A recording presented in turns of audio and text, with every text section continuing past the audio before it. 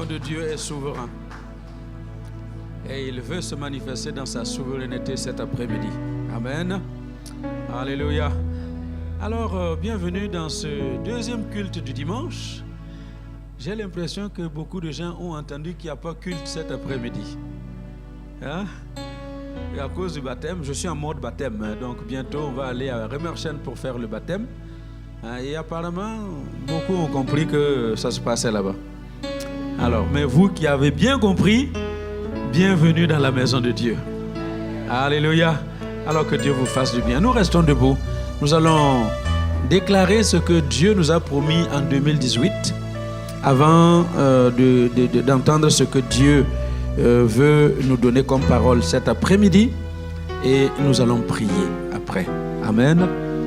Merci beaucoup. Voilà. Nous déclarons, ce sont les déclarations que Dieu nous a données pour 2018.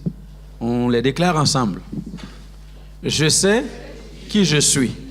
Je suis un enfant du Dieu Tout-Puissant. Attendez. Alors, ce que je voudrais que nous réalisions, c'est que ce ne sont pas des récitations que je veux que nous fassions. Mais chaque parole doit être pesée. Pour comprendre que ce qui se dit là, ce n'est pas de la blague, c'est ça la réalité de notre vie avec Dieu. Alléluia. Donc quand je dis je sais qui je suis, il faut vraiment en être convaincu, hein, comme nous l'avons prêché dimanche passé, connaître, rectifier notre position dans le royaume de Dieu. Et savoir que tout ce que Jésus peut faire, il nous donne le pouvoir de le faire. Alors on le reprend. Je sais qui je suis. Je suis un enfant du Dieu Tout-Puissant. Alors, en 2018, j'allie mes pensées sur celles de mon Père Céleste. Je suis le choix de Dieu. Je suis prédestiné à être semblable à Christ. Alors, en 2018, j'allie mes actes sur ceux de mon grand frère, Christ. Je suis appelé, je suis justifié et je suis glorifié par Dieu. Alors, en 2018, j'adopte une conduite conforme à ma vocation divine. Je suis la lumière du monde et le sel de la terre. Alors, en 2018, je reprends ma place dans ma famille, je reprends ma place dans mon église et je reprends ma place, je reprends ma place dans la société. Je suis étranger et voyageur sur cette terre. Je suis un ambassadeur de Christ. Alors en 2018, fini la recherche des choses éphémères et passagères. Je me concentre sur les choses éternelles. Je suis adopté dans la famille de Dieu. Je suis héritier de Dieu et co-héritier avec Christ. Alors en 2018, je rentre en possession de ce qui m'appartient. Ce qui est à Dieu est à moi. Ce qui est à moi est à Dieu. Parce que Dieu ne peut perdre, je suis un gagnant. Parce que Dieu ne peut être touché, je suis intouchable.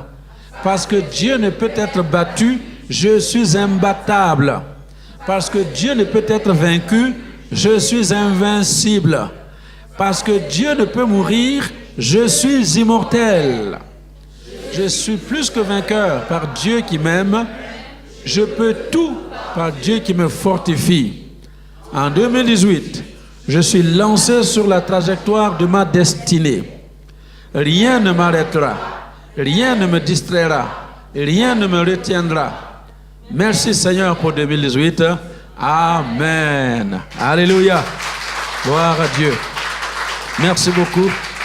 Et merci Seigneur pour 2018. Je vous invite à prendre place. Alors cet après-midi,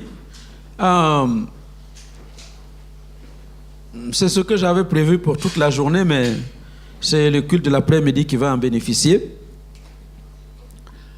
Refuse la fatalité. Refuse la fatalité.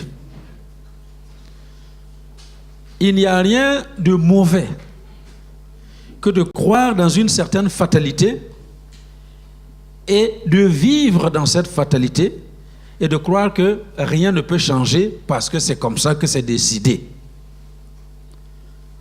Donc, cet après-midi, je voudrais que chacun, vous qui me suivez, les internautes, vous qui êtes dans la salle, que chacun refuse toute fatalité. Alors, je vous amène à travers la vie d'une des tribus d'Israël et nous allons examiner quelques passages où cette tribu est passée de ce que j'appellerais du sous-sol au sommet. Hein? Du sous-sol au sommet de l'immeuble. C'est la tribu d'Issachar que vous connaissez. Je vous invite à lire 1 Chronique 12, verset 32. 1 Chronique 12, verset 32. On va commencer par ce passage et on va terminer par ce passage. 1 Chronique 12, 32. Alors, je vous situe dans le contexte. David a été oint comme roi d'Israël par Samuel. Et puis, pendant plusieurs années, l'onction qu'il a reçue ne s'est pas manifestée. Et c'est au terme de toutes sortes de combats contre Saül, de fuite dans le désert, de troubles et de difficultés. À tel point que dans le psaume 3, lui-même dira, combien mes ennemis sont nombreux.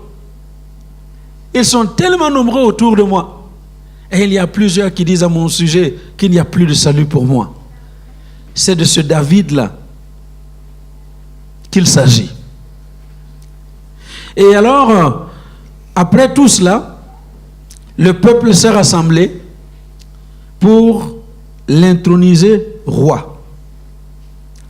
Et parmi les tribus qui sont venues pour le couronner roi à Hébron, 1 Chronique 12, verset 32, qu'est-ce que nous lisons? Des fils d'Issachar.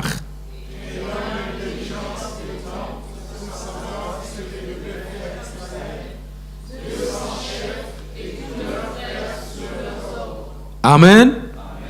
Alors, des fils d'Issachar, chez moi c'est écrit, qui savaient discerner les temps pour comprendre ce que devait faire Israël. 200 chefs et tous leurs frères sous leurs ordres. Alléluia. Que le Seigneur bénisse la méditation de sa parole cet après-midi. Je vous invite à prendre place. Alors, quand vous lisez l'histoire de cette tribu dans ce passage, vous vous dites, waouh, quelle tribu extraordinaire. N'est-ce pas? Ce sont des gens, comme nous avons lu, qui savaient discerner les temps, qui avaient l'intelligence des temps. Ils avaient du discernement, ils avaient de l'intelligence, et c'est eux qui savaient dire à Israël ce qu'il fallait faire. Vous imaginez quelqu'un qui est capable de dire à toute une nation ce qu'elle doit faire. Imaginez-vous, sa place est où? Dans un royaume. Et vous avez affaire à quelqu'un qui est capable de dire à toute la nation ce qu'elle doit faire. Dans la hiérarchie de la nation, sa place serait où? Premier ministre, au palais royal, conseiller du roi. Vous imaginez? Ça veut dire que c'est quelqu'un qui devait être à côté de la direction du pays. Et vous vous imaginez donc que cette tribu-là, qui a du discernement, qui a de l'intelligence, qui est dans le giron du pouvoir, qui savait dire ce que le peuple pouvait faire, ce que j'ai appelé de l'esclavage à faiseur de roi. Cette tribu n'a pas commencé comme ça. C'est pourquoi je vous ai dit, pour commencer, qu'il faut refuser la fatalité. Je vois qu'il y a des yeux qui se... Parce que vous n'arrivez pas encore à saisir où je vais en venir, n'est-ce pas? Mais vous allez me suivre bien et vous allez savoir où j'en viens. Amen. Vous m'avez compris? Voilà une tribu qui a l'intelligence, qui a le discernement, qui est certainement dans les alentours du palais royal, parce que c'est la tribu qui pouvait dire à Israël ce qu'il fallait faire. Et je vous dis que ça n'a pas commencé comme ça. Alors c'est pourquoi je vous ramène dans le parcours de cette tribu pour que nous puissions comprendre que quel que soit le pronostic des hommes, quel que soit le pronostic des hommes sur nous, nous avons le pouvoir de changer la fatalité. Alléluia. Aucun pronostic humain ne peut rester collé à ta vie si toi tu décides de ne pas laisser ce pronostic se coller à ta vie. Voilà comment ça a commencé avec Issachar. Genèse 49, versets 14 et 15. Dans Genèse 49, Jacob est au soir de sa vie et Jacob appelle ses 12 enfants et il les appelle pour les bénir. La bénédiction prophétique de Jacob. Et ça veut dire que ce que le papa, au soir de sa vie, donne comme bénédiction à ses enfants, c'est ce qui va se passer dans leur vie. En tout cas, pour ce qui est d'Israël. Vous me suivez? Et écoutez ce que Jacob donne comme bénédiction à son fils Issachar. Lisez avec moi. Issachar, lisez, est un âne robuste. Hey! Est-ce que vous m'entendez? Je m'approche pour qu'on me bénisse et la seule chose qu'on puisse commencer à me dire, tu es un âne. Hein? Quand on dit que quelqu'un est un âne, vous pensez à quoi? Têtu? Hein? Et quoi? Vous savez, quand on parle des gens qui sont en réunion, on parle d'une personne comme la personne qui a le bonnet d'âne. Ça veut dire quoi? Hein? Comment? T'es pas têtu seulement. N'est pas intelligent. Vous connaissez tous les histoires de Toto, non? Hein? Toto est intelligent, hein? À sa manière. N'est-ce pas? Il avait toujours le bonnet d'âne. Et moi qui ai étudié au village, pour nous faire parler le français, on avait un crâne d'âne qu'on appelait le symbole. Je ne sais pas si vous avez connu ça. Non, vous là, vous... Les Burkinabés savent ça. Il y a le symbole. C'est un crâne d'âne, hein, et puis on a fait un collier. Et celui qui parle dans la langue nationale, pas en français, on lui donne ce collier. Allô? Donc si un autre élève t'entend parler en moré, notre langue, on te colle ce collier et tu le portes. Donc le dernier a parlé dans la langue maternelle qui n'est pas français. Ce dernier-là va amener le symbole à la maison. Alors, et tout le monde va se moquer de toi. N'est-ce pas? Et la bénédiction que Jacob trouve pour son fils Issachar, c'est Issachar est un âne robuste qui se couche dans les étables. Verset 15. Il voit que le lieu où il repose est agréable et que la contrée est magnifique et il courbe son épaule sous le fardeau. Il s'assujettit à un tribut. Est-ce que vous entendez la bénédiction que Jacob laisse à son fils Issachar? Une bête de somme, un âne robuste. Et vous savez que l'âne, il aime la facilité. Hein? Et il dit qu'il se soumet à un tribut, c'est-à-dire qu'il accepte de devenir l'esclave de quelqu'un. Et il les ployait sous le poids, la charge de travail qui lui est imposée. Voilà où ça a commencé. Mais vous voyez où ça s'est terminé? Alléluia. Voilà où ça a commencé. Et ça s'est terminé là où nous avons lu pour introduire. C'est exactement ce qui peut se passer dans la vie d'un enfant, certains enfants de Dieu. Au départ, au lieu de vous annoncer les bonnes choses qui doivent arriver, peut-être qu'on vous a collé quelque chose de mauvais. Une servitude. Parce que Issachar était dans la servitude. Il était dans l'esclavage. Et combien ne sommes-nous pas sous certaines servitudes aujourd'hui, payant des impôts partout? Mais j'ai une bonne nouvelle pour vous cet après-midi. Nous ne sommes pas obligés de marcher dans le pronostic des hommes. Même si c'est le pronostic de nos parents. C'est Jacob, le père d'Issachar, qui lui a donné, je ne sais pas si on peut appeler bénédiction ou malédiction. Hein? Vous l'appelleriez comment? Comme vous voulez. N'est-ce pas? C'est son père qui lui a donné ça. Et combien peut-être parmi nous, et vous qui me suivez, vous avez reçu des paroles de malédiction de vos parents. Ce n'est pas normal, mais ça peut arriver qu'un papa dans sa colère dit, de toute façon tu n'arriveras jamais à rien. Tu es un vaurien. Des malédictions. Mais écoutez-moi bien cet après-midi, vous n'êtes pas obligé de marcher dans le pronostic des hommes. Il n'y a pas de facilité pour celui qui est décidé à vivre ni plus ni moins que ce que Dieu a préparé pour lui.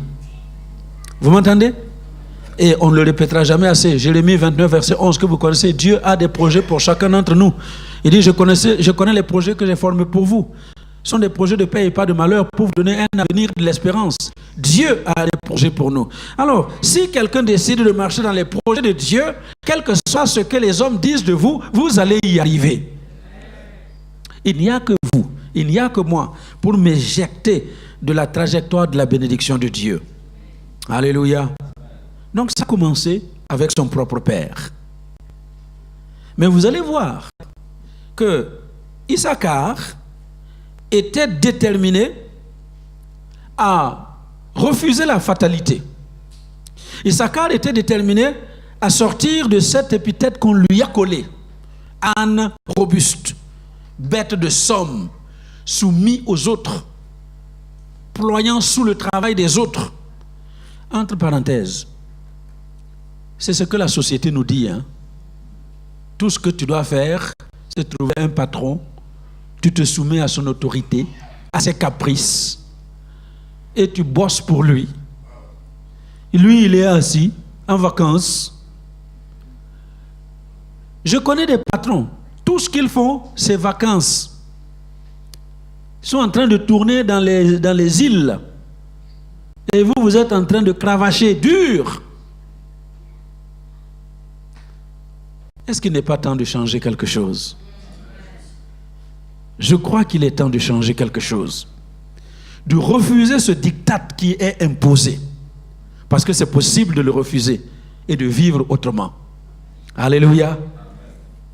Et Issachar a décidé de vivre autrement. Vous allez voir, dans Deutéronome 33, ça c'est l'évolution de la mentalité d'Issachar qui évolue, qui change. Il refuse cette mentalité d'âne, hein? La mentalité d'âne, âne, hein? Avec, voilà, c'est pas le nom, prénom la âne, non. La mentalité de l'âne, il refuse cette mentalité, la mentalité de la soumission, la mentalité de dépendance, la mentalité de têtu, un coup raide, la mentalité d'un âne. Ils ont refusé ça. Et vous allez voir que chemin faisant, dans Deutéronome, chapitre 33, Deutéronome 33, Issachar va présenter un autre visage. Nous sommes au temps de Moïse. Moïse, comme Jacob au soir de sa vie, et Moïse prononce aussi une bénédiction prophétique pour les tribus d'Israël. Et vous savez ce que Moïse dit à Issachar dans Deutéronome chapitre 33, verset 18 et verset 19, si on peut me le projeter. Voilà ce que Moïse dit. Sur Zabulon, il dit, réjouis-toi, Zabulon, dans tes courses. Et toi, Issachar, dans tes tentes. Allô? Est-ce que vous m'entendez? Moïse, Jacob disait que il était content dans les étables, et Moïse parle ici de tente. Il y a déjà une évolution. Il sort de l'étable pour entrer dans une tente. Allô? Trop de gens sont dans les étables encore. Location là, c'est étable. Dis à ton voisin, maison en location, c'est étable. Sors de là. Et construis ta propre tente. Allô? Pauline, dis à ton mari, maison en location, c'est étable. Il faut sortir de là. Amen. Et Issachar est sorti de là. Il est sorti de l'étable pour entrer dans la tente. Et ma prière est que chaque fidèle de El Shaddai comprenne cela. Et que nous ne sommes pas appelés à jeter l'argent par la fenêtre. Dis à ton voisin, ce que tu payes là en loyer, c'est jeté par la fenêtre. Ouais. Alors, pose-lui la dernière question. Depuis combien de temps tu jettes l'argent par la fenêtre? Depuis combien de temps? Il y en a qui sont là 20 ans, 30 ans, loyer, payé aux uns et aux autres. C'est pas normal. Sors de là. Alléluia. Et Issachar est sorti. Et il n'est pas sorti pour rester les bras croisés. Regardez la suite. Verset 19. Ils appelleront les peuples sur la montagne. Vous voyez l'évolution? De l'étable à la tente. De la tente sur la montagne. Alléluia. Oh non, moi, ça, c'était pas préparé, mais dans ma tête, maintenant, je vois la montagne, là, je vois les immeubles. Donc, tu quittes l'appartement, tu as maison. Tu quittes maison, tu as immeuble. Alléluia. Ils appelleront les gens sur la montagne. Là, ils offriront des sacrifices de justice. Et ils suceront l'abondance de la mer. Et les trésors cachés dans le sable. Voyez comment ça évolue. Il est sorti. Il a changé. Quelque chose a changé dans la vie de cette tribu. Moïse fait le tour des tribus et constate que Issachar n'est plus l'âne sans intelligence au service des autres. Il constate que Issachar est maintenant un peuple, une tribu remplie d'initiatives et entreprenantes. C'est-à-dire, l'abondance de la mer. C'est tout ce qui se passe dans la mer. Ils sont dans la pêche, ils sont dans les travaux de la mer. Et les trésors cachés dans le sable, je pense à l'agriculture. C'est un peuple qui est entreprenant. Ce n'est plus un peuple assis dans les étables, attendant que les autres leur apportent des choses. Alléluia. Un peuple très actif en mer et dans l'agriculture. Et vous savez, quand on arrive là, il y a des choses que nous devons comprendre. L'abondance de la mer ne va pas venir vous rencontrer à la maison. Ça veut dire quoi? Il faut aller en mer. Il faut aller en mer. Il faut descendre dans la mer. Et les voyages en mer, ce ne sont pas des voyages paisibles. C'est beaucoup de travail. Les trésors cachés dans le sable, ça ne va pas vous trouver à la maison. Il faut retourner le sable. Connaissez le laboureur et ses enfants. Il faut retourner le sable, remuer la terre à la sueur du front. Et au bout du compte, on a une belle moisson. C'est-à-dire, Issachar est une tribu qui a appris à travailler. Et j'appelle El Shaddai au travail. Travaillons, prenons de la peine. Parce que c'est là où nous aurons notre grâce et notre bénédiction. Alléluia. Oh, c'est très facile quand on lit l'histoire d'Israël et de croire que le pays où coule le lait et le miel. Et je pense qu'eux aussi pensaient cela. Dès que nous arrivons, nous avons des placards remplis de miel et puis des fûts remplis de lait. Alors ça va, on va arriver et puis ça va vraiment couler à flot. Et vous savez ce qui s'est produit? Le jour où ils ont mangé les productions du pays, la manne s'est arrêtée. Et qu'est-ce qu'il fallait faire? Il fallait travailler. Il fallait travailler. Il fallait travailler. Dans l'apiculture, poser des ruches, se faire piquer par les abeilles pour récolter le miel. Le lait, il fallait élever des vaches, perdre le temps dans la nature, passer du temps, pas perdre, passer du temps avec les animaux dans les champs et dans les campagnes pour pouvoir récolter le lait. Alléluia. Dieu nous bénira dans notre travail. Dieu te bénira dans ton travail. Alors, il n'y a pas de saut métier. Ce que tu trouves à faire, fais-le de toute ta force, de toute ta pensée. Et laisse le Seigneur te bénir dans ce travail-là.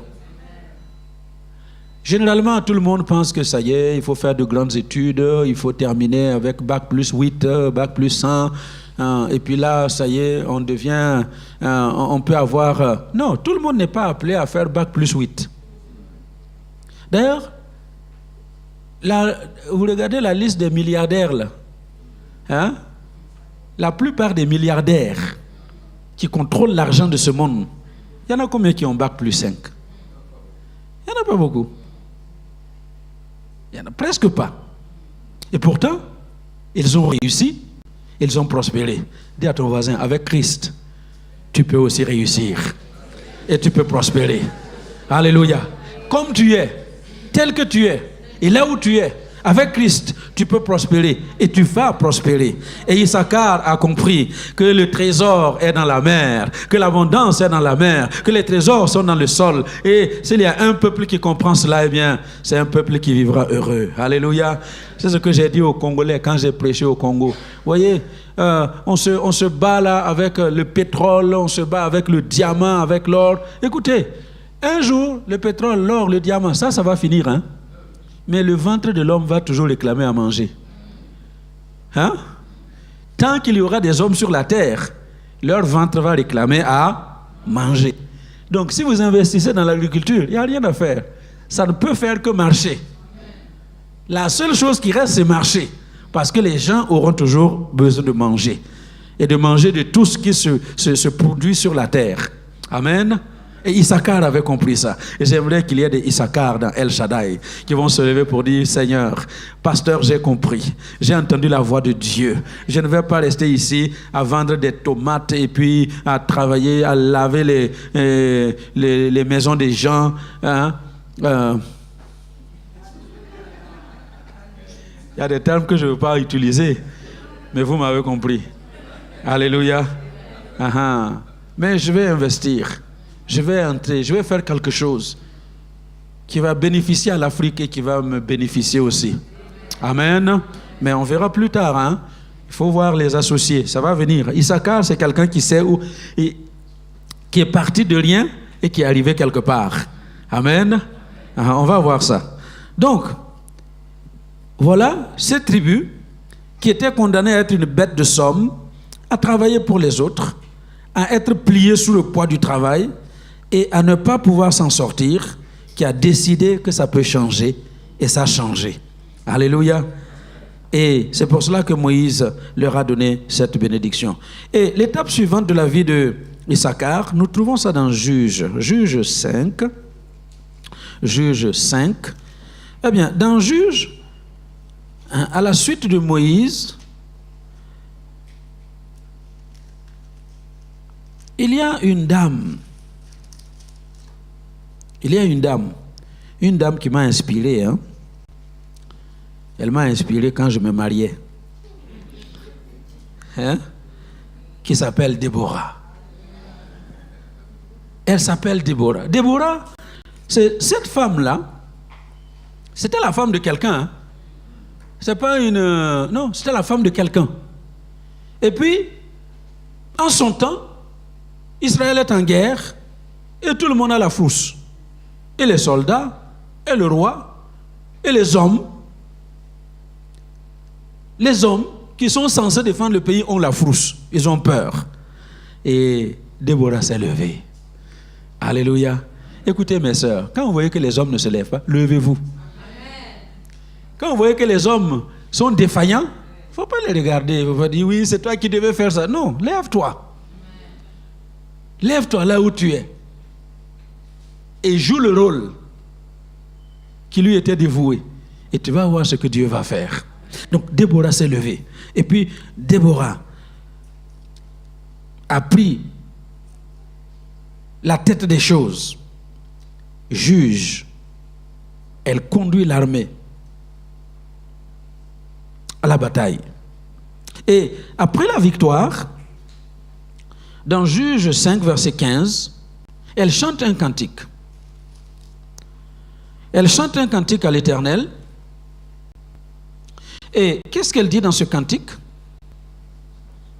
Les princes d'Issachar furent avec Déborah. Allô? Les princes d'Issachar furent avec Déborah. Vous voyez le cheminement de cette tribu? De rien. Ils ont quitté les étables pour les tentes. Ils ont quitté les tentes pour la montagne. Et quand le combat a été déclenché, ils sont allés avec la personne qui conduisait la bataille. Les princes d'Issachar furent avec Déborah. Et Issachar suivit Barak. Barak, le roi de l'époque. Ils l'ont suivi pour le fortifier dans sa peur et pour combattre avec lui, pour lui donner la victoire. Et il fut envoyé sur ses pas dans la vallée, près des ruisseaux de Ruben. Grandes furent les résolutions de cœur. Alléluia.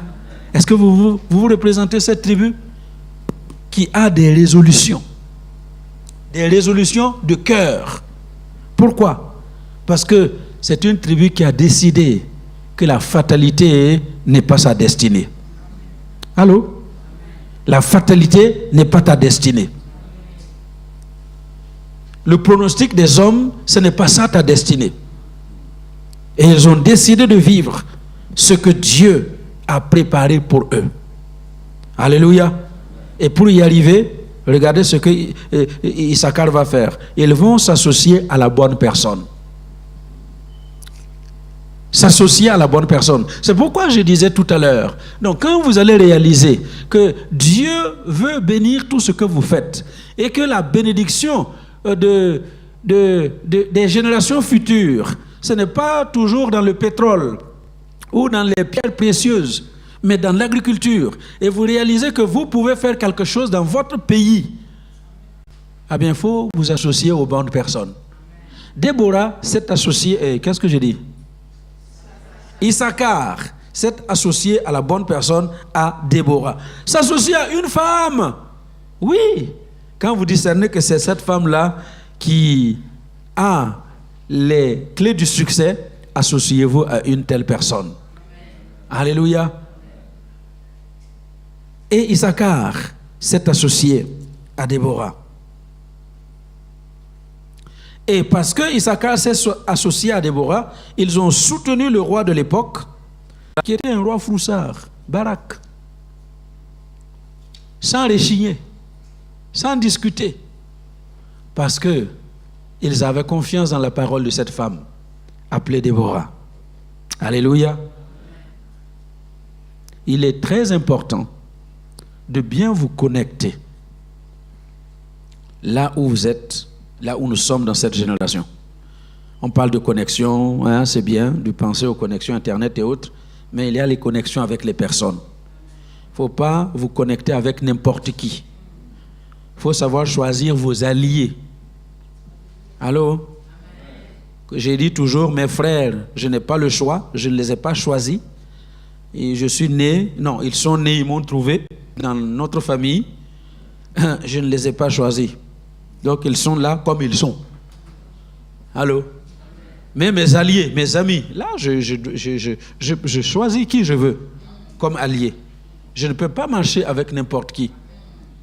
Je ne peux pas m'associer avec n'importe qui. Je ne peux pas traîner avec n'importe qui. Il faut bien les choisir. Alléluia. On ne le répétera jamais assez. Ce sont les gens que le grand conférencier Les Brown appelle des gens occupés. Vous vous rappelez, je vous en ai parlé. Occupés. Occupé. Vous savez ce que ça veut dire, hein? Only quality people. Only quality people. Entourez-vous de gens de qualité. de gens de qualité, pas de quantité. Il y en a qui ont trop d'amis. Ils ont trop d'amis. Oh, j'ai 50 000 amis sur Facebook. Bon, Facebook encore, ça va. Mais il y en a qui ont trop d'amis. Visibles, pas virtuels. Des amis physiques. Ce qui fait que vous êtes tout le temps partis. Ah, il y a l'anniversaire de tel. Et il y a la présentation de l'enfant de l'autre. Et il y a je ne sais pas qui. Et voilà. Un dimanche comme celui-ci où nous allons célébrer quelque chose de très grand. Le baptême, c'est l'acte le plus important dans le royaume de Dieu. Quand les gens sont convertis, nous ne voyons pas leur cœur. Nous ne voyons pas ce qui se passe dans leur cœur. Mais quand ils décident d'entrer dans les eaux du baptême, nous voyons par leurs œuvres, par leurs actes, ce qu'ils ont décidé dans leur cœur. Donc sur la terre, c'est ce qu'il y a de très important. Et dans le ciel, il y a de la joie. Alors vous allez entendre, hein, il y a des gens, ils sont partis. Ils sont partis. Voilà, comme ça, en l'air. Parce qu'ils n'ont rien compris du royaume de Dieu. Comprends le royaume de Dieu. Entends la voix de Dieu en ce qui concerne le royaume de Dieu. Donc, il faut bien se connecter. Il faut bien choisir ses alliés. Alléluia. Et Issachar n'a pas traîné n'importe comment avec n'importe qui. Alléluia. Résultat, vous savez, quand vous avez décidé que la fatalité, ce n'est pas pour vous, et que vous sortez de ce qui devait être fatal pour vous, pour changer la condition, et vous vous associez à la bonne personne, quelque chose va se produire. Par son association avec Déborah, qui était juge, eh bien, Issachar a produit un juge. Allô? Juge 10, versets 1 et 2. Après Abimelech, Tola, fils de Pua, fils de Dodo, homme d'Issachar, se leva pour délivrer Israël. Il habitait à Shamir, dans la montagne d'Éphraïm. Il fut juge en Israël pendant 23 ans. Puis il mourut et fut enterré à Shamir. Alléluia. Est-ce que vous voyez ça? La connexion avec la juge Déborah a produit un juge dans cette tribu. Et c'est très important. Déborah était comme le mentor de Issachar. Et ils ont vu Déborah agir. Ils l'ont vu faire. Résultat, ils ont appris à faire ce que Déborah faisait. Et Dieu a choisi un juge parmi cette tribu-là. Amen. Vous voyez, dans Juge 5, verset 7, les chefs étaient sans force en Israël. Sans force. Déborah dit, quand je me suis levé comme une mère en Israël, eh bien, Tola, de la tribu d'Issachar, qui était là et qui a vu Déborah se lever, au moment où les gens étaient sans force, au moment où les gens étaient désemparés, au moment où les gens étaient en train de fuir de peur, eh bien, elle a vu une femme se lever. Il a vu une femme se lever. Et qu'est-ce qui se passe? Quelques années plus tard, c'est lui aussi qui se lève. Amen. C'est lui qui se lève pour délivrer Israël. Alors, bien-aimés, cet après-midi, j'ai voulu simplement que nous puissions comprendre qu'il n'y a pas de fatalité pour celui qui décide qu'il n'y a pas de fatalité. Il n'y a pas de fatalité pour celui qui décide de marcher dans la parole de Dieu. Il n'y a aucune fatalité. L'âne sans intelligence s'est transformé. Alléluia. C'est pourquoi nous revenons dans 1 Chronique 12, 32. 1 Chronique 12, 32. L'âne sans intelligence, l'âne qui ployait sous le fardeau, l'âne qui aimait simplement rester dans les étables, l'âne a été transformé. Et ma prière aujourd'hui est que la vie de quelqu'un soit transformée. Oh, que ta vie soit transformée. Que ta vie change. Et que cette condition d'âne change. Il y a des gens qui sont dans cette condition d'âne. Vous travaillez pour les autres. Vous êtes en Europe, mais vous ne bénéficiez même pas de votre salaire européen. Allô? Tout ce que vous touchez là, l'oncle qui est malade, je ne sais pas où, ouais, vous envoyez Western Union. Ah, il y a la tante qui est là-bas, qui a besoin de quoi, ouais, vous envoyez Western Union. Et vous êtes là, vous êtes là. Et c'est pour cela que vous êtes toujours à l'étable là. Allô? Il faut sortir de l'étable. J'ai dit une chose. S'il y a une situation, que ce soit dans ma famille, en Afrique ou ailleurs, si je n'ai pas les moyens, quand je parle de moyens, c'est pouvoir résoudre les problèmes autour de moi ici. Hein? C'est Jacques qui dit que celui qui ne prend pas soin de sa famille, il est pire qu'un infidèle. Hein? Donc les païens là, c'est pas dehors. Il y a des païens dans l'église. Hein? Des païens dans l'église. L'argent que tu devais utiliser pour soutenir tes enfants, aider tes enfants, tu envoies ça ailleurs. Tu es un païen. Et vous qui m'écoutez là, c'est ce que vous faites, vous êtes des païens. Un grand P.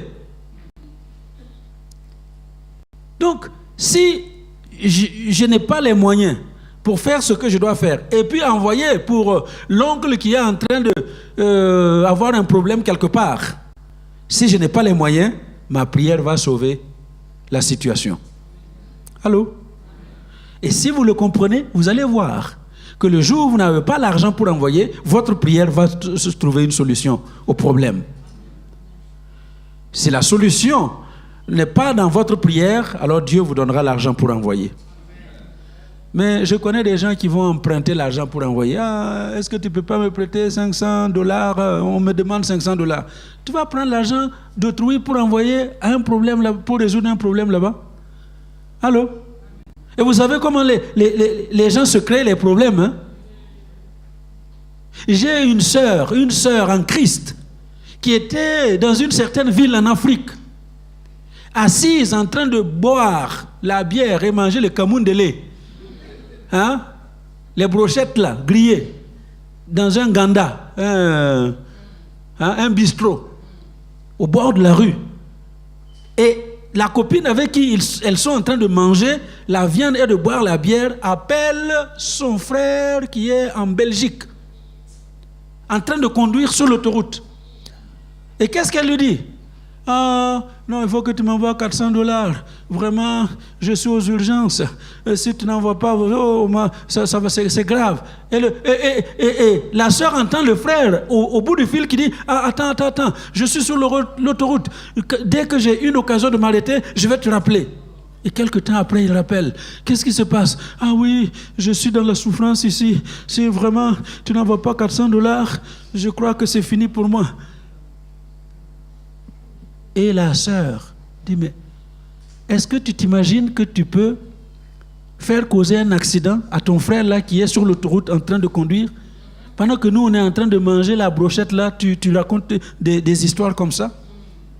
Et c'est comme ça qu'on vous gagne. Ah, et vous aussi, vous aimez ça. Allô? Il ne va pas mourir. Il faut prier pour lui. Priez pour elle. Et puis, quand on vous demande $500, là, n'envoyez jamais $500, même si vous avez l'argent. Parce que ce n'est pas un besoin de $500. Les gens prennent votre argent pour acheter des iPhone 7, iPhone 8. Hein? Moi, je suis allé avec mon petit téléphone là à Ouagadougou. Tous les enfants se moquent de moi. Tonton, c'est quoi ce truc? Tu es encore avec ça? Et mes petits neveux là, ah, tonton, donne-moi l'argent, je vais acheter iPhone. Et moi, je parle avec, vous voyez les petits téléphones là, neufs, c'est combien d'euros ici? Hein? Voilà, les petits trucs là. Mais c'est bien, on met même 2 puces dedans. Hein? Donc vous envoyez l'argent, ils achètent des iPhones. Vous envoyez l'argent, ils ont des iPads, des trucs. C'est pour rien. Alors, donc ici, hein, passer de l'étable à la tente, de la tente à la montagne. Sors de ta location en appartement, achète une maison. Si tu as une maison, pense à acheter un immeuble. Alléluia. Parce que c'est le programme de Dieu. Amen. Alors, voyez-vous, il n'y a pas de fatalité. Quel que soit ce qu'on a dit de toi, il n'y a pas de fatalité. Si tu décides de te lever, ça va changer. Je connais un homme dans la Bible que vous connaissez bien, qui s'appelle Jabez, dans 1 Chronique 4. Cet enfant-là, tout était fatal pour lui. On l'a appelé douleur, souffrance. Et c'était toute sa vie. Il n'y avait pas moyen de changer cette condition. Mais qu'est-ce que Jabez s'est dit? À partir du verset 8, verset 1 Chronique 4, verset 8 à 10, Jabez s'est levé un jour et il s'est dit, assez, c'est assez. Moi, je ne veux plus de cette fatalité.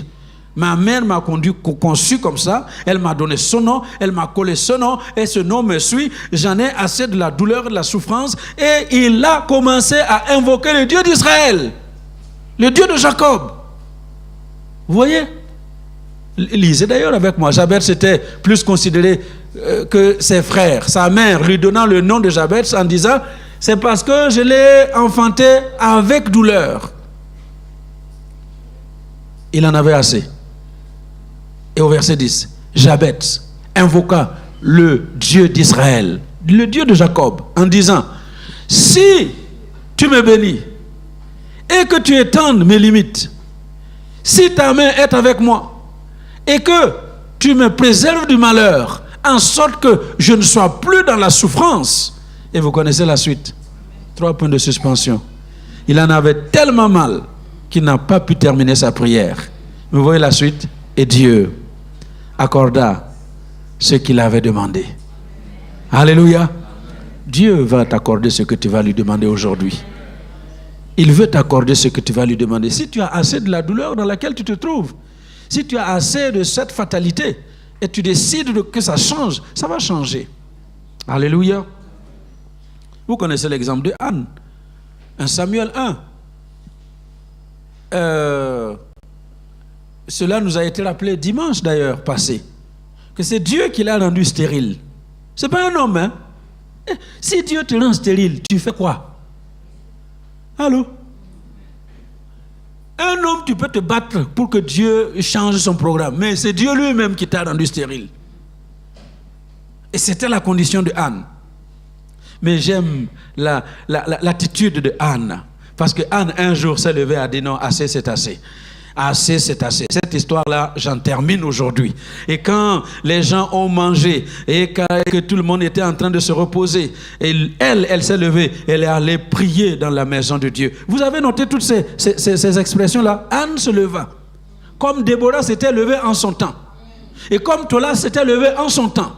Le jour où tu vas décider de te lever, les choses vont changer. Ça ne change pas parce que nous sommes trop assis. On est même couché. Si tu te lèves, la chose va changer. Le royaume de Dieu appartient aux violents. Amen. Ça appartient aux violents. Est-ce qu'on se comprend? Et ce jour-là, Anne s'est levée. Elle a dit assez, c'est assez.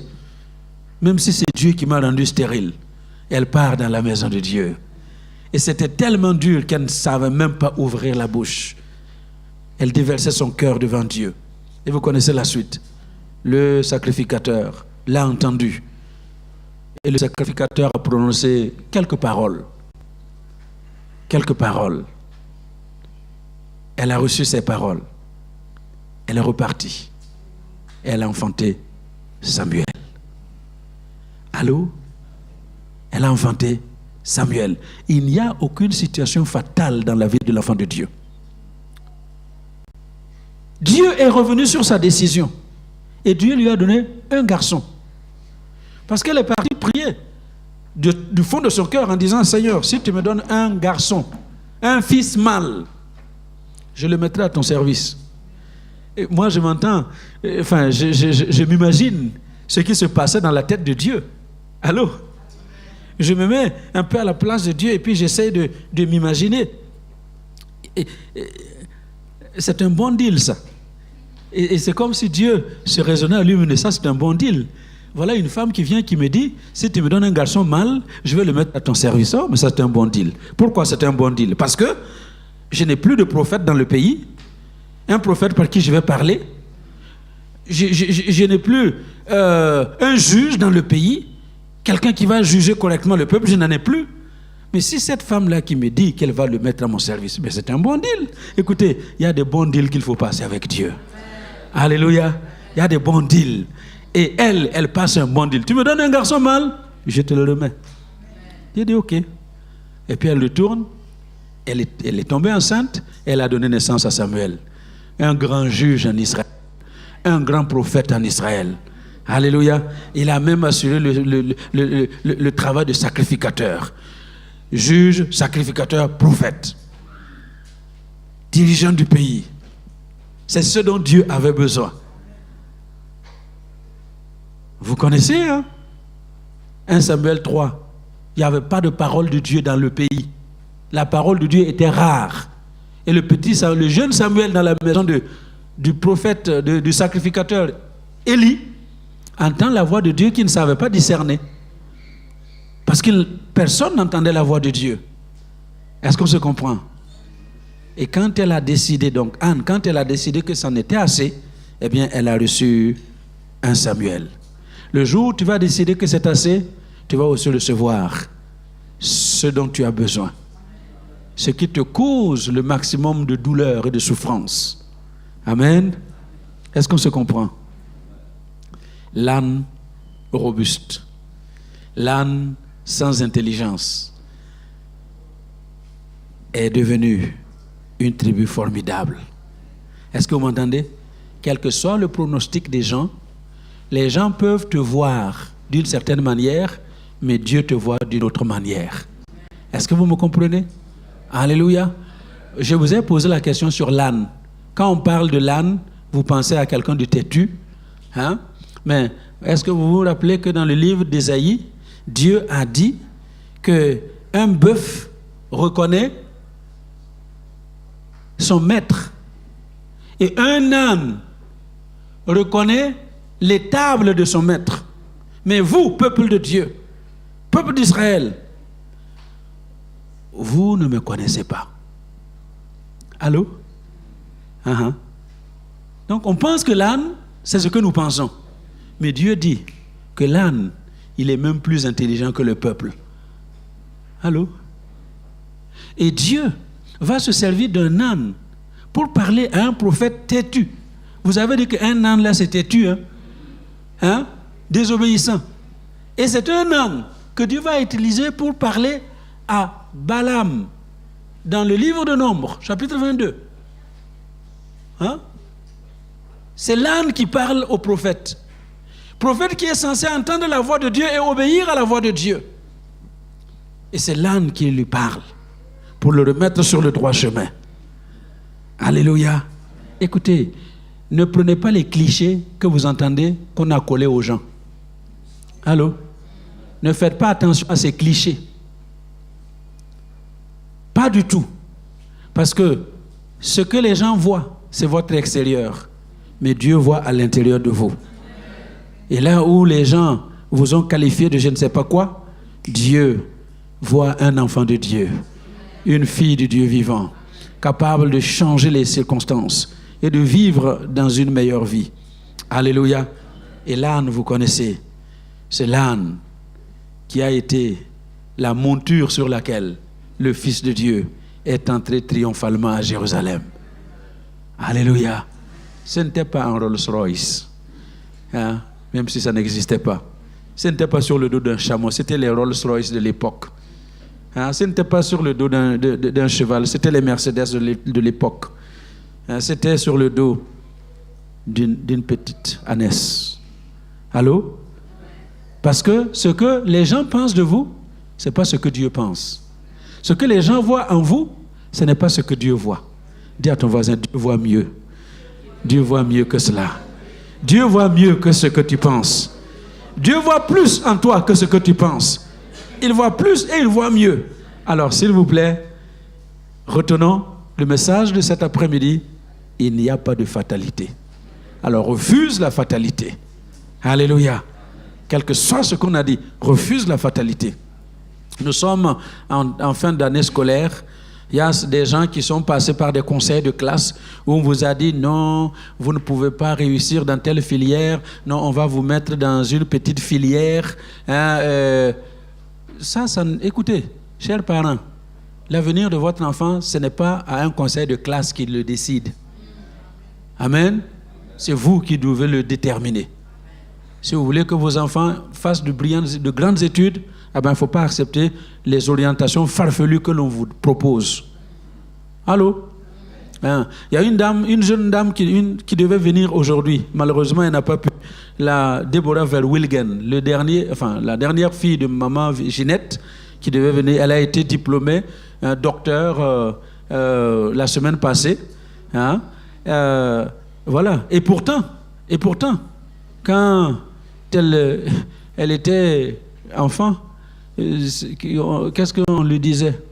On disait que ce n'était pas la peine de l'envoyer faire des grandes études parce qu'elle n'y arriverait pas. Chacun des enfants de Ginette, c'est comme ça. Ah non, il faut qu'elle fasse un peu de coiffure parce que c'est tout ce qu'elle peut faire. Celle qui devait être coiffeuse est juge en Belgique aujourd'hui. Et celle qui ne pouvait pas. Parce que, vous savez, il y a des gens qui ne peuvent pas s'orienter, qui ne savent pas s'orienter. Qui écrivent les choses à l'envers. Et ça déroute. Les conseils de classe. On dit non, il faut l'orienter dans quelque chose de moyen, technique. Elle est sortie médecin. Alléluia. Est-ce que vous m'entendez? C'est pourquoi j'insiste. Vos enfants, leur avenir est dans vos mains. N'acceptez pas les orientations farfelues. Amen. Travaillez avec eux et ils vont y arriver. Pas de fatalité. Refuse la fatalité alors que le Seigneur vous bénisse en cet après-midi au nom de Jésus.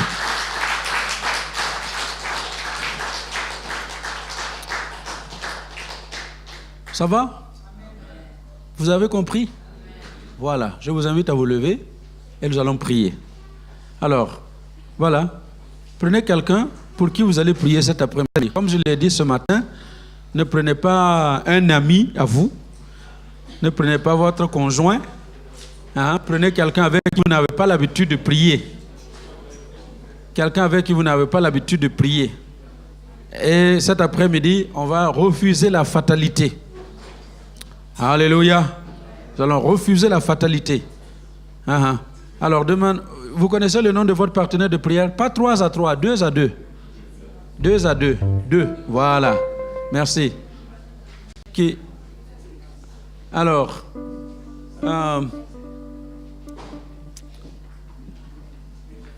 voilà, merci. Voilà à quoi. Très bien. Tout le monde a un partenaire? Voilà. Alors, on déclare ces choses. Parlez à votre partenaire de prière. Dites-lui, partenaire de prière. Dites son nom, si vous connaissez. Dites son nom.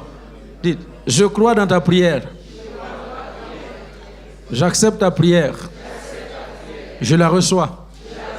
Et je sais que ce que tu vas demander à Dieu, cela me sera accordé. Alors merci pour ta prière.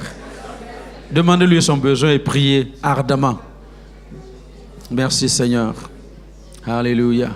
Glory, glory, glory, glory, glory, glory. Korobo shekere beba sandolo robo yanda raba kenti kiria baba santa.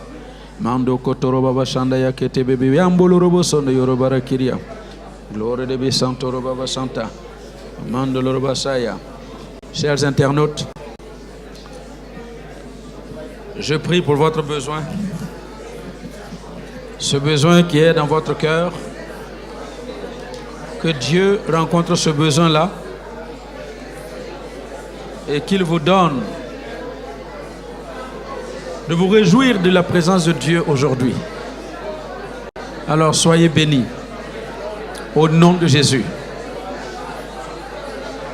Il y a quelqu'un qui doit reprendre des examens pour changer de classe, étudie et à la session d'août, ça va très bien marcher. Au nom de Jésus. Il y a quelqu'un qui est malade en ce moment. Nous prions pour Maman Monique, la mère de Patrick qui est malade aux urgences. Que ce mal s'arrête maintenant au nom de Jésus. Que le Saint-Esprit de la guérison visite maman, la restaure et lui permette de vivre au nom de Jésus. Et nous déclarons l'arrivée de grandes choses dans la vie du peuple de Dieu. Tu quitteras l'étable. Tu ne vas pas passer toute ta vie dans l'étable, dans la condition où tu dépends des gens, dans la condition où tu es dominé, dans la condition où tu travailles toujours pour les autres. Le temps est arrivé où Dieu va t'élever pour que tu puisses travailler pour toi-même et que tu puisses passer de l'étable à la tente, de la tente sur les sommets des montagnes, que tu vois la gloire de Dieu. Alors sois béni. Que la grâce et la faveur de Dieu t'accompagnent. Au nom de Jésus. Merci Seigneur. Amen. Amen. Amen. Amen. Alléluia. Gloire à Dieu. Acclamons le Seigneur qui opère des miracles pour son peuple et qui nous fait changer de conditions, qui nous permet d'accéder